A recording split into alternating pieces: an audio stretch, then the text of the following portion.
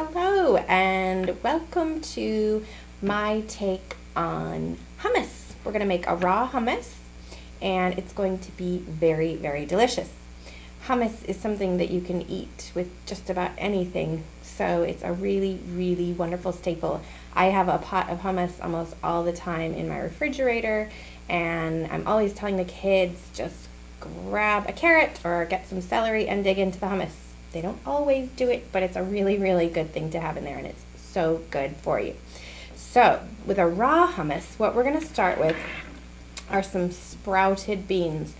Now, I've taken the traditional garbanzo bean or chickpea, and I've soaked them so that they sprout. And that's what's most important about this. You need to take a raw, and it can be dried garbanzo bean, and soak it until it sprouts. And then you're ready to use it. I've also added, just to add some different excitement into this hummus, some sprouted fenugreek and some sprouted peas and some sprouted lentils. So this is going to be really dynamic mix and very, very tasty. So as usual with my blender, we're going to dump it all in with a little bit of the soaking liquid. That's going to help it mix up. So all of that goes in. Very delicious. And the next main ingredient is tahini, and tahini is basically sesame seed paste. So the sesame seeds are hulled and then they normally grind it into a paste, but raw tahini that's very, very good is actually sliced, and they laboriously slice it, and it's done with a lot of love, and the energy coming out from this kind of tahini is wonderful. It makes the food taste even better, I'm convinced. So we're going to add, depends on your taste again, tahini has a very nutty, toasty flavor to it. So if you want a little bit less of the beany flavor and more of the toasty flavor, you can add more or less tahini. So put that in. Again, this is a raw tahini. There we go.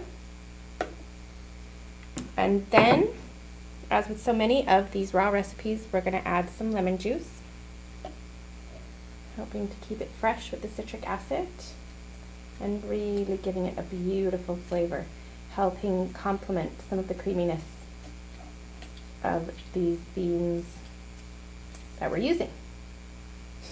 Let's add another one. I'm using my fork again to get as much of the juice out as possible. Trying not to get myself in the eye with it.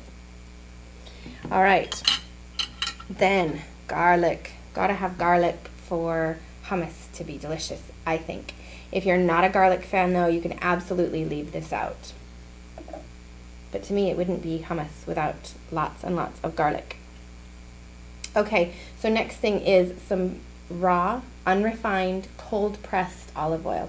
And this olive oil we know is so good for us, and this is at its prime when you've not done any processing to take out any of the goodness. So I would highly recommend finding a beautiful raw cold processed olive oil to use with all of your raw cooking.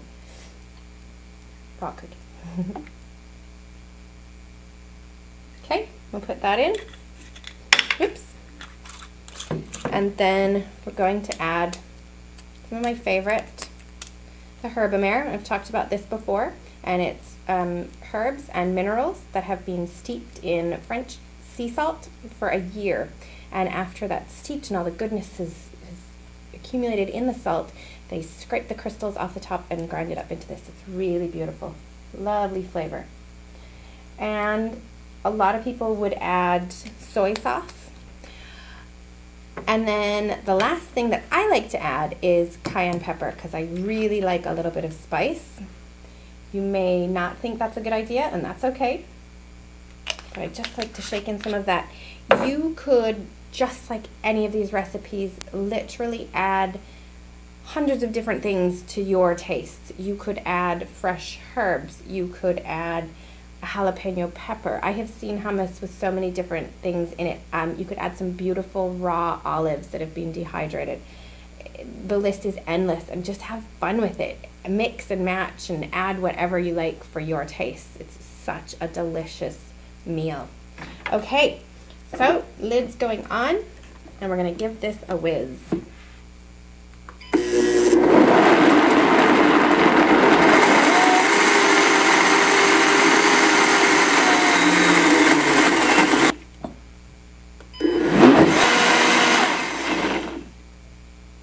Okay, our hummus is ready to eat.